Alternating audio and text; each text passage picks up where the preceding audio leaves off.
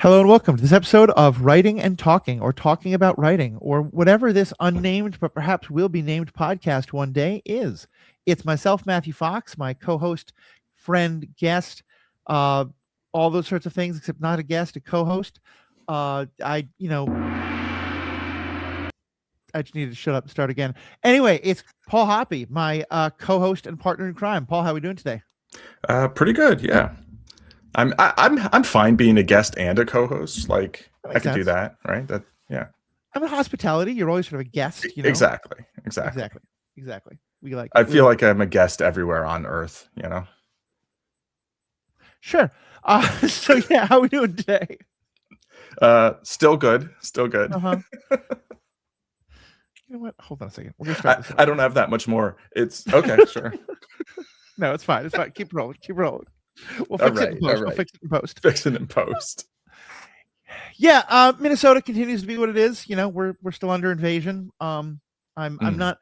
This last week we've had a sick kid and some sick parents, so I've not been paying as much attention to it as I would like, which is it's kind of a weird reminder of privilege and of sort of my place in all this, is that this is all happening in my city. It's all happening very close to me, and I can be very upset about it and very locked into it and very involved with it. And I can also turn it off pretty easily, which is a nice thing, but also kind of a reminder of how easy that is and how easy that is to just take advantage of and just kind of forget. So yeah, it's been a kind of navel gazy week, but an interesting one.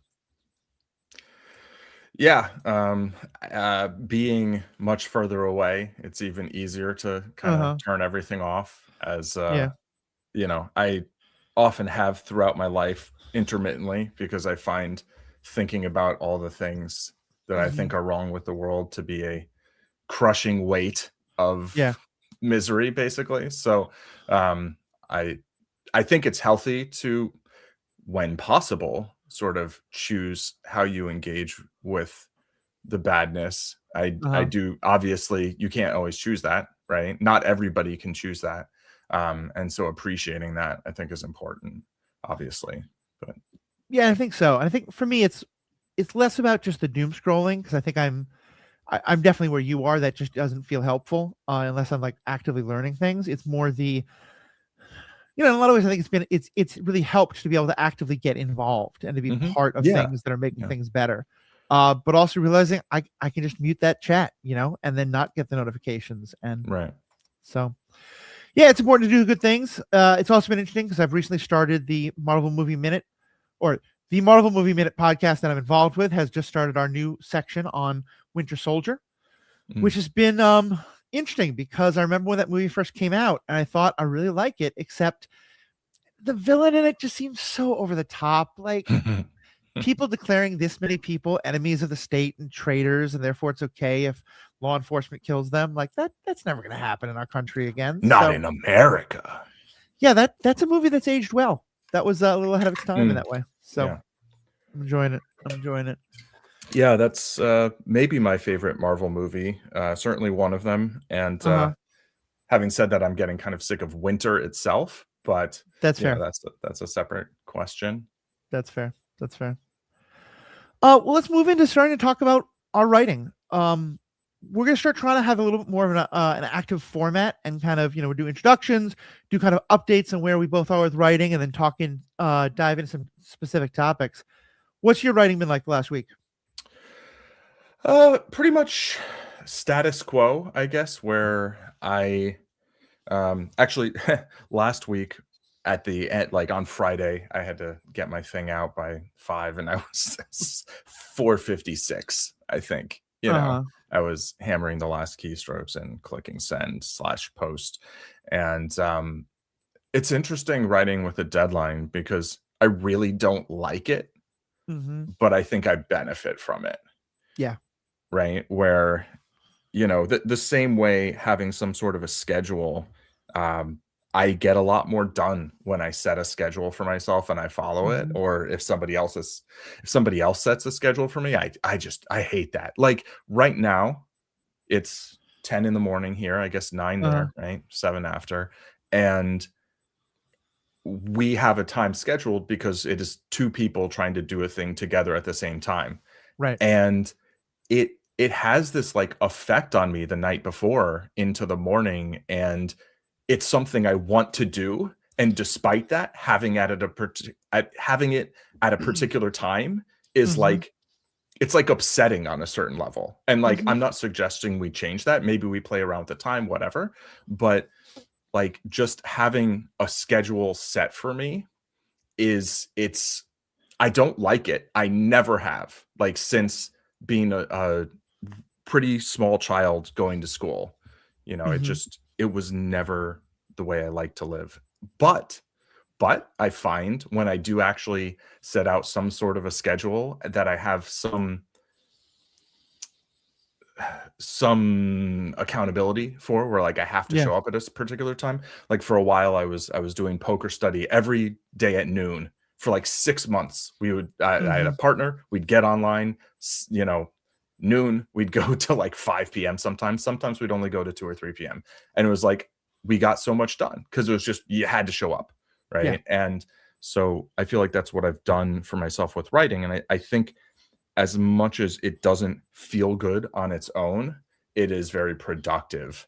Hmm. And I know a lot of people, whenever you read writing advice, I think a lot of it tends to be like, pick a time and Yeah. just every day at that time. It doesn't literally have to be every day. I've spoken to professional writers who are like, oh yeah, I don't write every day. It's just not Yeah. their thing. But, or it could be these days of the week or whatever, but it's just like, do it then.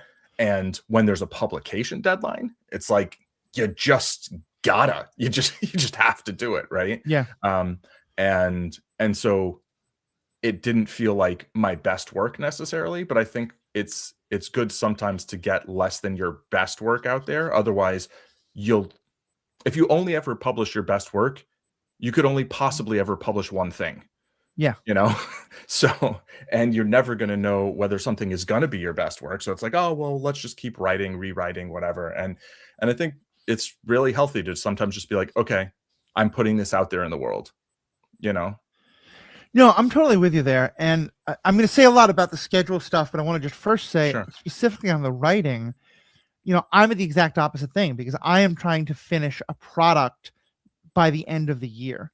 Yeah. A product that I've promised to no one, that I have no one is sort of I have no contract, I have no sort of accountability in any way. And also because it's due literally 11 months from now, 10 and like 25th, whatever parts of a month from now, um, I don't have that at all. And I Yeah. definitely find that I'm wrestling with that some. And yeah, I think I've never had it to the extent you do, I think, but I definitely get some level of that. I bristle at the idea of schedules and calendars, particularly when they feel, to me, it's two key things: when they feel arbitrary Mm. and when they feel like I had no power and no agency in picking them. Yeah. And so, like, for example, I think, this wasn't, we were kind of, talking about it however many years ago we were in high school that we're not going to mention, but we now know by a lot more studies that like the teenage mind is not made to function at like from like 7 to 4 p.m. Like those are terrible hours for Yeah. teenagers. Yeah. But that's what school is because it's built around, the adult work schedule and being able to work inside of that. Yeah. And really with one or two exceptions, most of my life I've set my own hours. And Mm. most of my life I've been able to say, but with the corollary of that, I would often have meetings and have to work on those schedules. And Right. I like that in a lot of ways, but I find the less I have deadlines, the less I have specific things I have to do, the harder it is. And so, for example, I tell myself, you know what? I work from home. I have gym equipment in my house. I can just sit down and write. And then when I feel like I'm ready to take a break, I'll go work out. Never happens. Of Yeah. course it never happens, So I'm now trying to build into a schedule of like, I wake up, I do my like kind of morning, like, brush my teeth, get cleaned up, get dressed, work out. We'll probably work out and then get cleaned up, but you know what I mean? Like Sure. that kind of thing. I'm also now finding that having a baby means that my ability to completely schedule my day is a little bit out of control. Yeah. And it's a lot cuter than my high school principal was, but still just as much a dictator. But we're making it work. But yeah, but I think it's such an interesting thing, and I think it's one of the things that can make this really exciting project going forward for the two of us is that we are not only writing about different topics, but writing in such fundamentally different ways, whereas you have this like a weekly specific thing, and I have, just this big amorphous idea of a book. Yeah. Yeah. Oh, just No, go ahead. keep Yeah. going. Oh, yeah. I was going to say that I think having these kinds of really large goals can Mhm. be extremely difficult, especially, and the answer to that, I think, is often to chop it up into smaller goals, Yeah. right? Very much so. And when I was working on books with an editor, for a indie publisher, I I was behind schedule, but the schedule was Mhm. ridiculous.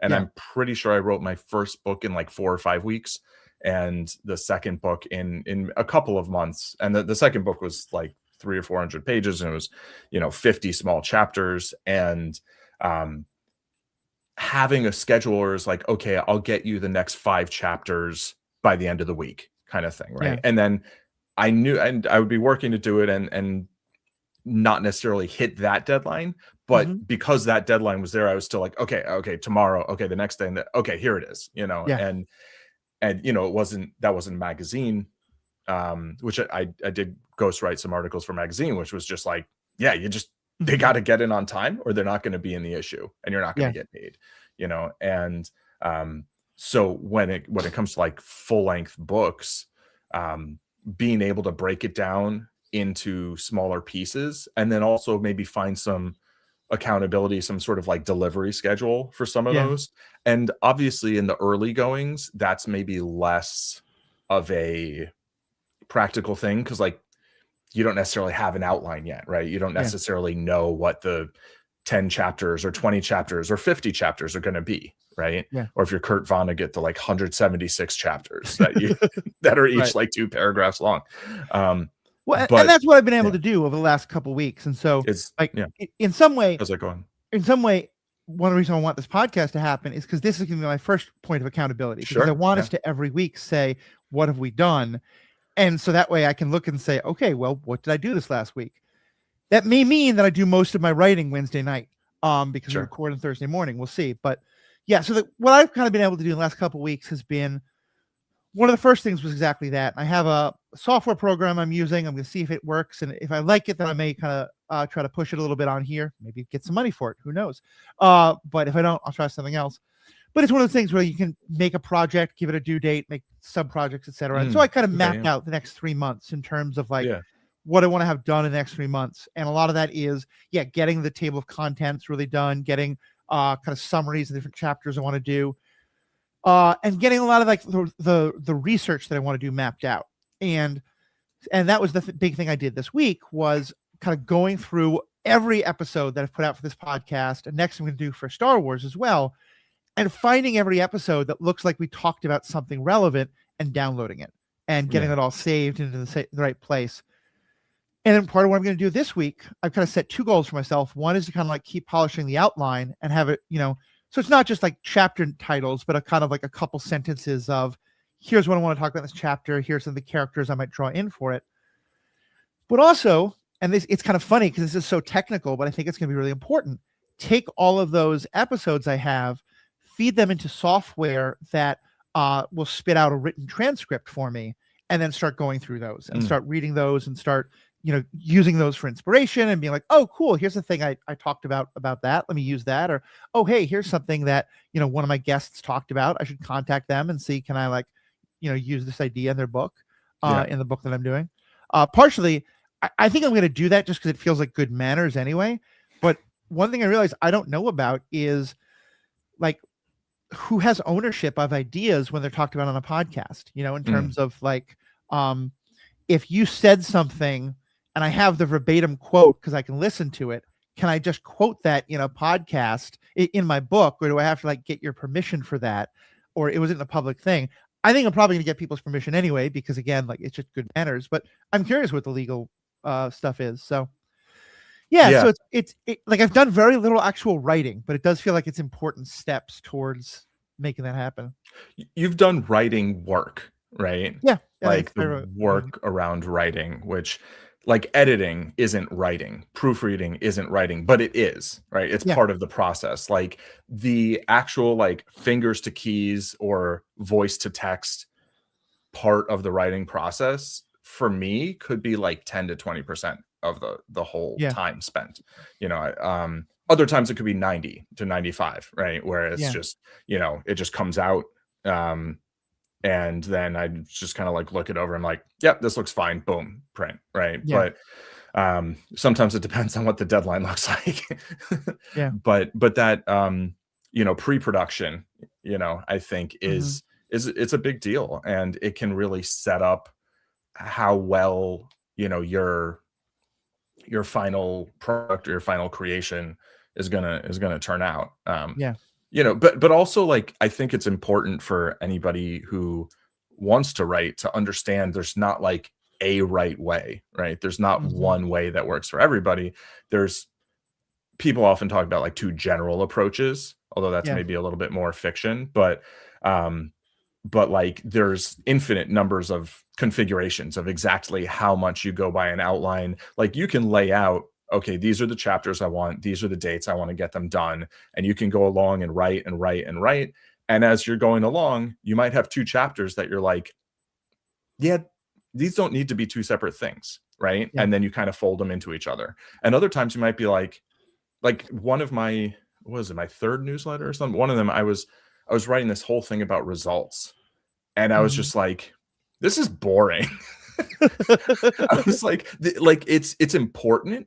I felt like I had written and said something that mattered and was going to be Uh-huh. of use to some people and of interest to some people, but like I didn't want that to be the main thing. So I was like, okay, I'm just going to break that out into its own post, and or like kind of like a chapter in Yeah. essence, and just put a link to it in the main post. And um I think that was the right decision for me for that content at the time. And then I could write something that felt like it was more relevant to the Mhm. primary audience, whatever that is.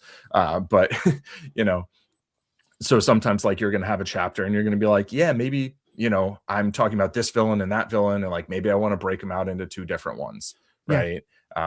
Or not. So being able to have a certain level of fluidity even once Mhm. you've set out that outline. Some people are going to have more fluidity, some are going to have less, and some are just kind of pantsers who are just like, yeah, I'm just going to start writing, and then I'm going to see how stuff fits together and do edits and stuff later. Thank you very much. I think that's a great point. I have discovered the sound effects on here, so I'm having some fun with that. All right, well, we can keep going on updates for a while, but I know we wanna do some deep dives. So Mhm. into our first deep dive. Paul, take us away. What's your why is maybe the title of a post that I'm about to write, which is Mhm. basically around the concept that like when you want to do a thing, when you want to put a lot of time into doing a thing, particularly Mhm. in this case, writing. But in my case, also maybe poker or learning something on guitar or um, improving at chess or learning a language or whatever it is. Like getting in touch with and even just explicitly setting out like why you want to do the thing, I think can be very valuable. Mm. um it's not essential for everybody at all times, right? Like sometimes it's just apparent and you just want to do the thing, but if you want to do it over a long period of time, you want to create something and really finish it and get it out there into the world, whether you're self-publishing, whether you're looking for a publisher, whatever form that takes, really having an idea of like, why do I want to do this? I Right. think is extremely helpful. And it doesn't have to be one reason, Yeah. right?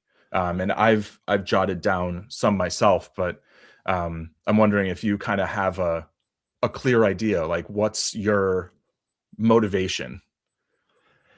Yeah, I think it's a really important one, and it's funny because and I'm gonna stick primarily to this discussion in terms of us as writers, Hmm. but certainly in my book about and in my thinking about villains and why they and what we can learn from them, I think a lot of the discussion becomes about why do villains do the things they do? And Yeah. that one way we look at villains is, the difference between someone who genuinely wants to make the world a better place for others, but is doing it in ways that the rest of us are like, that's really terrible, versus someone who their why is, ultimate power, Right. mwahahaha. Or the person, and I think honestly, where a lot of villains and a lot of heroes and just a lot of people fall somewhere in the middle is kind of a more personal why, but you convince yourself it's more of a generalized why. But in terms of for me as a writer, I think there is that, and I wanted to say all that specifically for that last part because I think that's what comes to mind for my question, because I have some what I think I could tell you are altruistic goals for it. Mhm. And I think I am serious about these in that I decided a long time ago that one of the best ways that I think I can sort of chip at the huge iceberg of problems in our world, and because I don't, in my 20s, I thought I personally could be the person who fixed everything. And that's a terrible way to think, and it leads to just making things a lot worse. I'm really a believer in like everybody should just pick up their ice pick and like, just chop away just a little bit. And it's funny, I hadn't thought when I picked the iceberg metaphor, I hadn't realized it was gonna be so anti-ice, but Yeah, that is yeah. appropriate. But I anyway, saw it like that.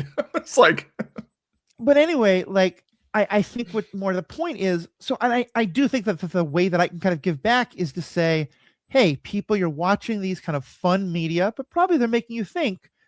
I want to help that. I want to give people some questions to think about. I want to give you some pathways to show here's how I think about it. Maybe it is because I do think that good things can come out of that. I do think that people can watch Luke help Vader find some goodness in him and come back away from the dark side. And that can, like, I've heard people talk about how that was inspirational to them in talking to, their parent or their sibling who had a drug problem, and like they were worried, like, could they find something good in them again? And so yeah, so to me, that's kind of the thing. That's the altruistic goal. And that's what I tell myself. I think here, this is the way I want to give back in a little way along with the podcasting. But I'm not just altruistic, I think it would be, I like podcasting and I want to build the platform, and putting a book out there might help to increase more listening to the podcast, and the podcast might help to increase the book. And like, I believe in synergy and like getting all those things rolling. And yes, again, that helps the message that I want to get out to the world, but also means I get more money, and money is good. Yeah. And, it also means that I get a little bit more notoriety and a little bit of, maybe people have heard, the name Matthew Fox and think, oh yeah, that person has some interesting ideas. I might want to talk to them. Like, that doesn't suck. And they were great on Lost. Yeah, exactly. It is funny to me that there are two other Matthew Foxes who are quite prominent. One, generally the actor, and then another who was an Episcopal priest who's basically doing exactly the theology that I wanted to do when I was in seminary. It was fun because I got to go up to him at one of his religious events and say, hi, I'm Matthew Fox, and see him do a double take. Yeah. But yeah, so I think it's for a combination of all that. It's there's some movie or TV show, I forget what it is. It's probably been done a bunch of times, but where there's a person who's kind of explaining why they do the art they do, and they say, this is how I show up in the world. This is how I make myself a part of the world. And I think that's what really that's what podcasting is for me. And I think writing a book is trying to, it doesn't feel like something totally new. It feels like trying to take that, put it into a new medium that's a little bit more permanent, that's a little bit more accessible to a lot of people, that does have a potential to be a little bit more rewarding, and just kind of run with that. Yeah. I mean, I think there's a lot. I think embracing all of that is very healthy, because just because you may have some material benefit and that's a partial motive doesn't mean that the kind of like trying to create positive change isn't also a motive, right? I mean, there are points where there can be tension between those, where it can be like, well, do I want to try and make it a little more commercial and leave out certain, like, you're not going to be someone who's going to be like, oh, I'll just leave out this controversial thought because then it'll sell better, right? Yeah. that is the sort of thing that can happen. Mhm. Having said that, things probably sell better with controversial thoughts, to I be honest, I was right? gonna say we're kind of in a, I think when I was first starting this podcast, I think there was a lot of pressure in that regard of like, there's a lot of people on all sides who care about comic books, don't scare off people of this persuasion or that Mhm. persuasion. And I think I mostly tried to avoid that, but I probably settled into it to some extent. But I think now, at a time when the world is so overrun with clickbait and with genericness and with things that just feel insincere, people really want stuff that feels real, and Yeah. I think I've pretty consciously decided, yeah, just trying to do something generic about a hero is just going to piss a lot of people off and be ignored by everybody else. And so, Yeah. it's a nice thing that the kind of moral idea that I've always wanted, it turns out, is what's more commercially profitable right now. Yeah, yeah. If anything, I think the danger would be to try to lean farther into things that seem more extreme or shocking or Yeah, whatever for the purpose, because I think you see this a lot. Honestly, I think a ton of right-wing political commentators like don't actually believe a word they say. They just know hmm that it sells. yeah, I'm sure you've got that on the left as well. yeah, And you've got it in the middle too, but like I guess that's the opposite. Like it used to be mostly it was in the middle where people were trying to be like, well, this and that, and so we'll just sell you what's in the middle. And now it's like, especially on social media, yeah, independent media, I think there's a temptation to go like even farther, or like to have an extreme take for the sake of having an extreme yeah. take, as opposed to just like, this is my opinion, and it happens to be a take that a lot of people will find extreme, Right. which I Well, think is like, that's great, and in a way, but I do think, and this, not to get too much on a tangent, but we're going to go on a lot of tangents. It's just going to happen. spoilers. Um, but I do think that I do think there is that kind of, it's not extreme, but I think in the same way that there are people who will take an idea that has some backing, push it to the extreme without any evidence, Mhm. so that they can make that point loudly and aggressively without Yeah, nuance. I sure. do think there's a lot of people in the center who will take a whole bunch of things on one side and one small example of something on the other side and say, look, both sides are just as equally bad, Yeah, you know? absolutely. Yeah, And like, we're not actually gonna weigh these against each other. We're just gonna be like, "Oh, look, there's one and the other," like, whatever. yeah, 97 versus 3%, even though those aren't the right. actual numbers. Um, yeah, and I think also, like, writing something like that or publishing something often is, Mhm. one of the big selling points to a lot of people is, like, building authority or Yeah, whatever, which, you know, I feel like you shouldn't have to do if you've recorded hundreds of podcasts on a subject. yeah, But at the same time, like some people just view the written word differently, right? yeah, And partially because of sort of the permanence that you mentioned. But so I think it really, you do have a lot of synergy there yeah, when you can get those things kind of feeding into each other. Like you can have your book for sale and people find it and then they find out about the podcast, or they can yeah. listen to the podcast and find out about the book and then get the book. And um, I think that's very useful. And I'll actually say, and I know you wanted to talk about how we find why, not just my why, but you asked me a question, No, so I'm it's, running yeah. with it. I think there's another part of the why, and this I from things you've said in the past, I think this is true of you as well, but don't let me put words in your mouth. I want to raise the level of conversation and kind of Mm, better educate people to have the kind of conversations I want. I There's a lot of times where I find that, like, you and I have a rapport that is so good, I think, because we've been talking about these things for literally 30 years.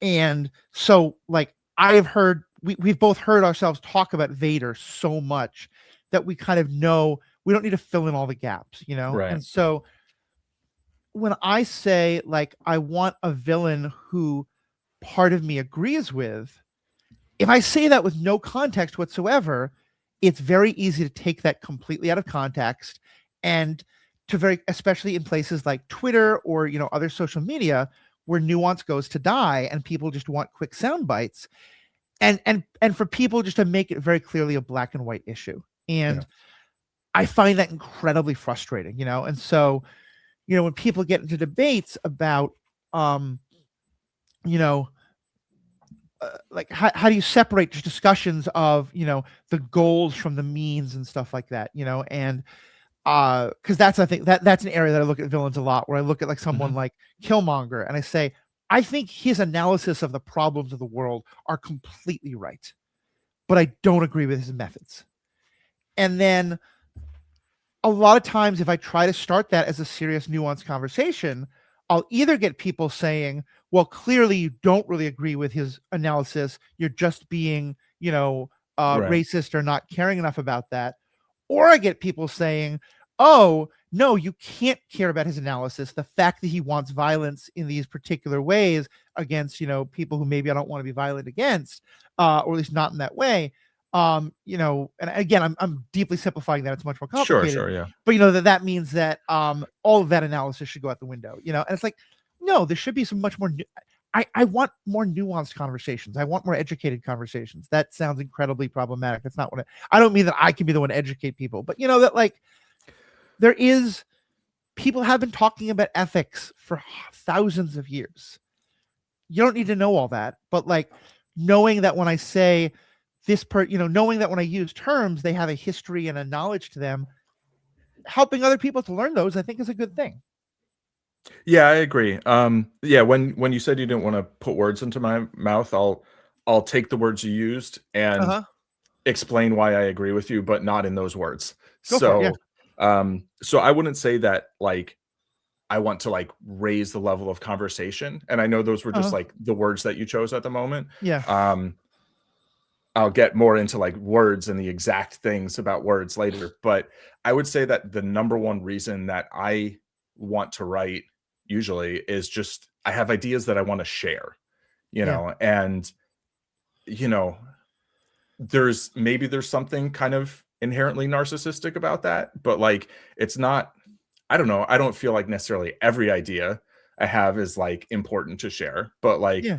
not even important, but just, like, if I think a thing and I see somebody else thinking something that I disagree with, it can be tempting to just engage directly and try and, like, argue with that viewpoint, which Uh-huh. I do plenty of, but rather than do that, like, when I see something that I disagree with, say, online or whatever, and then I have, like, my own thought, I feel like it's I wanna say healthier and more productive, but maybe just for me, it's more satisfying. Maybe it feels more Yeah. constructive to me to just express my viewpoint and just put it out in the world, and not so much like, "Hey, I'm trying to convince you of my viewpoint," but just like, "This is how I see it. I wanna explain to you how I see it, and then you can do with that what you will," you know? Right.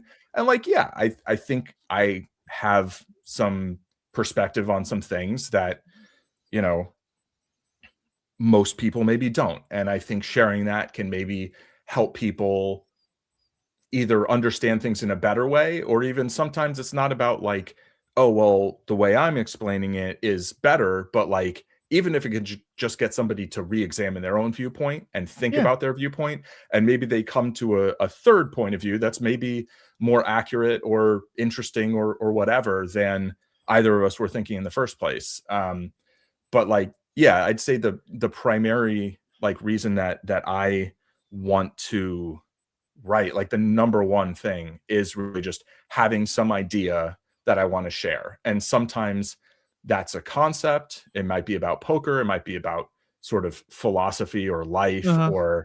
um or whatever. And it could be a story, right? It could be an Yeah. idea for a story that I'm like, oh, I think this would be a cool idea for a story. And like, well, the most straightforward way of doing something with that is to just write the story, and Yeah. then put it out there in the world. Some of them I'm like, well, maybe somebody else could write this story, and Right. like if anybody wants this idea, go ahead, take it. Um, but generally for me, those are like the main things is like I have some idea that I want to express and make clear, and then allow other people to have their own thoughts about, Mm-hmm. or a story that I want to tell, and then people can enjoy it, not enjoy it, whatever, experience it, and then kind of do with that what they will, essentially.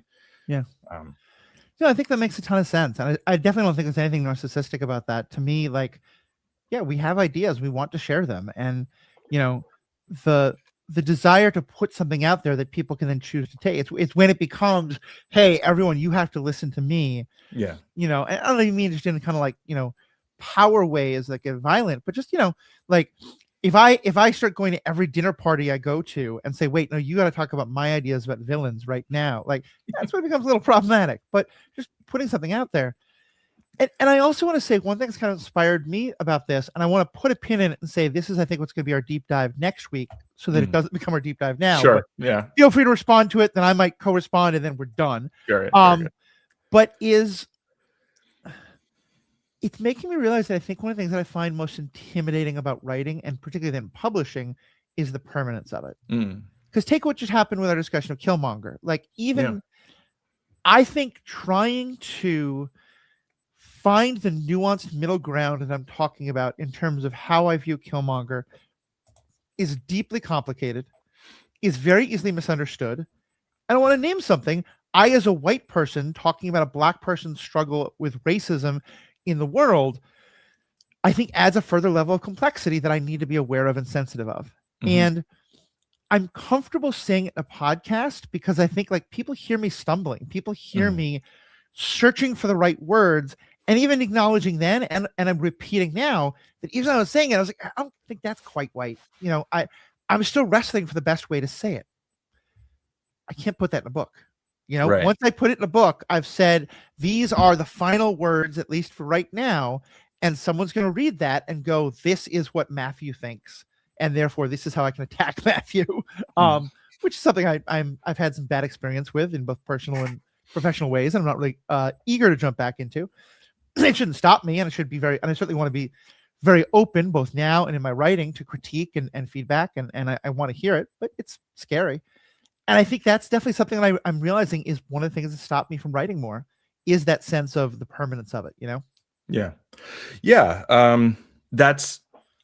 I won't dig into that too deeply because that is a great subject, the sort of kind of fear of permanence in a way, right? Or the potential for that. I do think also often we're discouraged from using qualifiers in language when particularly in the written language, like, well, your writing will have more of an effect if you remove this word that expresses a level of uncertainty. I have like Microsoft Word constantly suggesting things like that. I'm like, no, the uncertainty is critical to what I'm expressing, right? If I were to express certainty here, I'd be lying. I'd be deceiving the reader. And, but it's also true that your words will likely land harder if you lie a little bit and you weed out some of that uncertainty. So I think finding artful ways of communicating that, I find it very challenging. I think it's a worthwhile challenge. I think it's really interesting. I actually remember when I was writing one of my books with Dusty, it's a poker book, and we were co-writing it. He was the main the person delivering strategic content, and I was trying to put it in words and, make sure that the math mathed and stuff. And the original way he'd explained a bunch of hands had this just tremendous amount of certainty. And we actually went back in and injected a whole bunch of qualifiers that kind of, you could say, weakened the language, but made it more accurate because it's poker. Poker's a game of imperfect information, right? Right. Where there are spots where people say, oh, they never have the nuts. They never have this. They always do this, blah, blah, blah. It's like, no, you don't know that. You can't know that. And as a result, like, you need a certain level of those qualifiers. And so I think actually including those in language, I think it's important and challenging and can sometimes work against you in terms of having the effect you want, but you'll be more accurate. And that can be a bit of a struggle sometimes, I think. And I think it's very true. And I think earlier when we were talking about, the temptation to go to extremes, my thought about all of that is a kind of phrase that often comes to mind is, it's hard to put nuance on a bumper sticker, to make things nice and pithy. And yet I think that there's a real problem with that. And I think this may also be something I think that shifts and changes over time.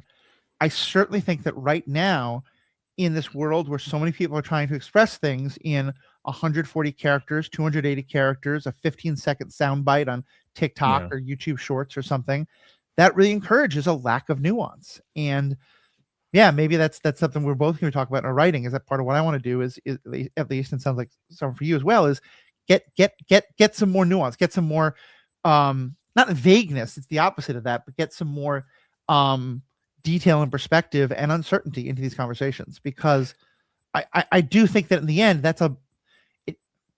it kind of goes back to what we were saying before about how people talk about writing. Like, if someone says, pay me $30 and I will tell you exactly how to write the perfect novel, and someone else says, pay me $30 and I'll walk you through my process and help you find your process, and there is no right way to write a novel, but maybe you'll find your right way, that second person is almost certainly going to be a better help to people. Yeah. And going to also get far less customers than the first one. Yeah. It's very frustrating. One thing that just sprung to mind is like, I actually think like nuance is increased specificity, right? But like that people don't want, because it feels like it introduces a certain level of uncertainty sometimes. And like humans' life existence is just like swathed in uncertainty. And I think people try as hard as possible to kind of insulate ourselves from it, I guess. I mean, I've learned more about poker from you than from any other source. And I'm very well aware that I'm an incredibly frustrating student, because I know that like a lot of times I will say like, okay, I've got a pair of sevens and there's a king on the board. What should I do? Right. And you're like, okay, well, what about this? And what, and you're asking what I've eventually come to learn are all very specific, important questions that allow you to give me a much more specific answer to the much more specific situation. But what it sounds to me like you're saying is, well, is your opponent wearing a green shirt or a blue jacket? Because I'm like, who cares? It's sevens and it's a king. I just want to know what to do every single time I have a pair of sevens and there's a king on the board. Yeah. And at the end of the day, your answer is there's no such answer, because it does. And in the same way, I think, you know, if one of the best ethics lessons I ever got, and this is kind of the most extreme, but I think it was so helpful, because again, it's that question of like, if someone just says like, okay, well, is someone a villain or a hero if they do this? The fact is the specificity matters. And what my ethics professor in grad school said as kind of experiment was, if I take a knife and cut your body, is that wrong? Right. And most of us weren't thinking about it. And they were like, well, yeah, of course. And they're like, what if I'm cutting it so I can get out an infected appendix? Right. And we're all like, oh, okay, fine. But like, it's a great example of like, you know, you're not supposed to cut people's bodies open, except sometimes you are. You know? Right. What if I knock you out and then do things to your body? It's like, right. That and sounds horrible. And then demand a whole bunch of money from you. Exactly. And you're going to be like, actually, the money part's the only unethical part. And you're going to wake up and your throat's going to be sore and you'll be like, what the? Yeah, exactly. So, so I think there's just, the specificity is important, but it's a lot harder. And particularly because editing is important, you know? And I remember when Twitter first came out, I hated the idea of it, because I'm always why say it in one sentence when you could say it in three? And you actually kind of changed my mind on that somewhat, because I think you pointed out correctly that yes, it's a problem to just find 4 words that don't really mean anything but sound good. But yes, it's also a problem to say the same thing in 40 pages. And being able to capture the nuance of something in a very short, time, character limit or page limit is really hard and a good skill to learn. And I think it's going to be part of what we're talking about a lot in this podcast. Yeah, there's a famous writing quote that I will probably quote and requote, something along the lines of, apologies for having written you a 5-page letter. I didn't have the time to write you a 1-page letter. Yeah. And I'll just take that to pivot into kind of my list of reasons I write that I won't dig deep into them. But one of them is I actually enjoy the process of writing. Like once I'm writing, I enjoy writing and I enjoy rewriting and playing with words and being like, is there a better way to say this? And I think one pitfall can be, while writing a first draft, to keep going back and try and be like, oh, did I say this exactly right? It's like, it doesn't matter. Like, just Yeah. say it how you say it, and then go back. There's a saying, rewriting is rewriting, or whatever, essentially. And I Right. think there's like especially true in like in cinema or TV or whatever. But like being able to go back and be like, oh, can I tweak this a little way? And that's why Twitter was always kind of interesting to me, because I was like, well, okay, if I have something that I want to spend 200 characters on, like, can I say the same thing in fewer characters? Can I say, it's like, there's a Hemingway story. I don't know if this is apocryphal or if this actually happened, but I think this was at the Algonquin round table or whatever. And maybe Dorothy Parker or someone else was like, can you write a story in 6 words? He wrote on a napkin, for sale, baby shoes, never worn.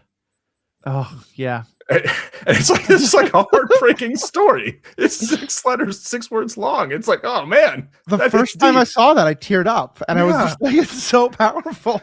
I mean, I'm reading this story or reciting this story to a new parent, right? So Yeah. I'm sure it's even more, but it's like, yeah, it's sometimes less is more, sometimes more is more, right? Yeah. And figuring out which is which, to me is some of the fun sometimes, is just Yeah. figuring out how I want to say something, and just like saying it first, having an idea, saying it from inspiration, and then being able to come back and be like, yeah, perform surgery on it, essentially. Well, and here's where I'm going to be obnoxious, because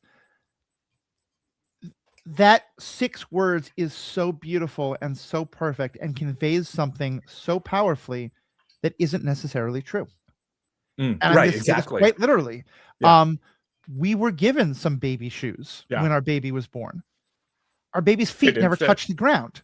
Like, Right. I think we Well, may have a pair of baby shoes that we probably will give to someone else or Yeah. possibly sell that were never worn.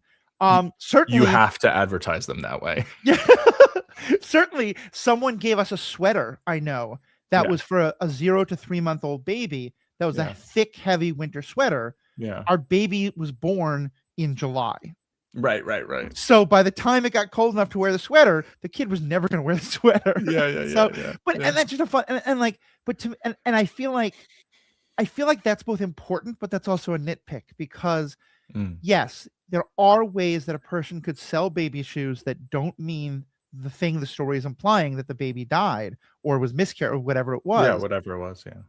But still, it's a powerful story, and Right. that it's okay to be okay saying, here's what's implied. It's not 100% assumed, but the implication's enough to be a powerful story. Exactly. And I mean, I even think actually adding that perspective adds to the story. Like, Right. and it kind of tells us something about fiction, that like, yeah, you could decide. If you're like, yeah, I don't want a dead baby in my story, then you can just be like, whatever, that's what happened, and this is like a misdirection. And I mean, misdirection in stories happens all the time, right? Deliberately, often. I mean, how many fake deaths are in Lord of the Rings? Spoilers for nobody dying until somebody dies. Less than there are hobbits jumping on beds, but yes, quite a lot. There's a lot of hobbits jumping on beds. That's true. All right. Well, we were going to do some updates, but I do think this is a good point to wrap up, and we can kind of Yeah. do that later. Do that next time. Any of the last things you want to say before we wrap up? Yeah, I just also wanted to like co-sign, I would also like to make money from writing, it's, and it more than just like making some money. Like I do envision within like 5 years or so having writing and or other kind of content stuff being my primary source of income. And the thing that I think is so appealing about writing to a lot of people is like, you really only need your mind and then a way of capturing your thoughts and putting them out into the world, right? Like I think it was Earl Stanley Gardner who didn't even write things down, just dictated it, dozens of novels, and I mean, there have been blind people who are writers, right? There's you can be deaf and you can write. Like there's almost nothing. Like you could even be the guy in the video for one, and you could like actually write a book if you wanted, and so it's just being able to, like, as long as you have a language, like you can communicate ideas. And if you find a way to be commercially successful enough, like you can have a living that you can live on really basically anywhere Yeah. and not be kind of bound to any schedule. Good luck. Yeah. And yeah, so Yeah. that's um Yeah, and I think that's another good topic to put a pin in, because I do think that we are in a point in time where excessive wealth hoarding is a huge problem, and therefore people are deeply suspicious of anyone who's desiring to do anything for the accumulation of wealth. mm, And I think that there is some good reason for that. But I think sometimes that can become a sort of like, we all have to take a vow of poverty, and like, as long as you're putting a roof over your head and, bread and water on your plate, then you should be making enough money. And like, it's there's, to me, a world of difference between the wealth hoarding versus desiring comfort or desire. But there is, but there, here again, I don't know the exact words, because there is degrees and stuff. And yeah, that definitely let's have a 40-minute feels like discussion about it, because I can't one put that one deserves sentence. a pin Yeah. for sure. Yeah. Yeah, I mean, I actually have thoughts about writer billionaires or whatever, and we could get into that at some point. Yeah. Unfortunately, the only example that comes to mind kind of like took a big old dump on my thought there. But yeah, the last coherent thought that I'll express is that there is one thing that I've heard from a number of people. I'm sure there's like a famous quote of this, but I've heard this from individuals as well, that basically one kind of pitfall of like wanting to be a writer is like the idea of like, I wanted to be a writer more than I actually wanted to write. Yeah. Which think that can be problematic and basically lead to being not a writer, or being a miserable writer, I guess, are kind of the two options there. Right. So I think generally having some sort of drive beyond just having done the thing, I think is very helpful and constructive. And then that doesn't mean you can't have, the other sort of wanting to be like, oh yes, I've published a novel, kind of stuff as well. Like, that's fine, to each their own. Yeah. And I think you want to be a writer more than I do. I want to be someone who shares ideas, with writing being one way I do that, Yeah. And I feel like actually I didn't even get into the main thing, which is like, why do you want to write doesn't mean why do you want to be a writer, right? Yeah. I mean, if you write something, like you are a writer, right? But like, it doesn't mean you have to want to be a professional writer, right? It doesn't mean you have to want to make money from it or sell books or whatever. Like, you've come up with your own reasons, whatever they are. They're good reasons if that's your reasons. I mean, one of the ironies to me of all of this is that I have a number of friends who are professional writers, and they went to school and they got degrees in creative writing or other kind of, writing type things, and all wanted to sit and write their novels and things like that. And many of them are working on stuff like that. And many of them have had some success with stuff like that, but they're getting paid to write copy for ads, or for, one is doing clickbait stuff that I know they hate, and someone else is doing, stuff that they feel like is at least more help. They're writing, copy like grants for like nonprofit stuff, for a medical thing that is important work, but it's not like what feeds them in the way they want. It's funny. I think we say like, oh, are you a writer? We're thinking of the person who is, setting their own schedule, sitting at their typewriter, their pad, or their computer, or whatever. The reality is there's probably the overwhelming majority of people whose profession is writer are writing for, paid things in specific ways. Yeah. Copywriters or technical writers or some kind of writing that's not creative writing. Right. My literary agent, I asked my literary agent what type of writing pays the best. Ransom notes. That's from Get Shorty. I like it. I always liked it.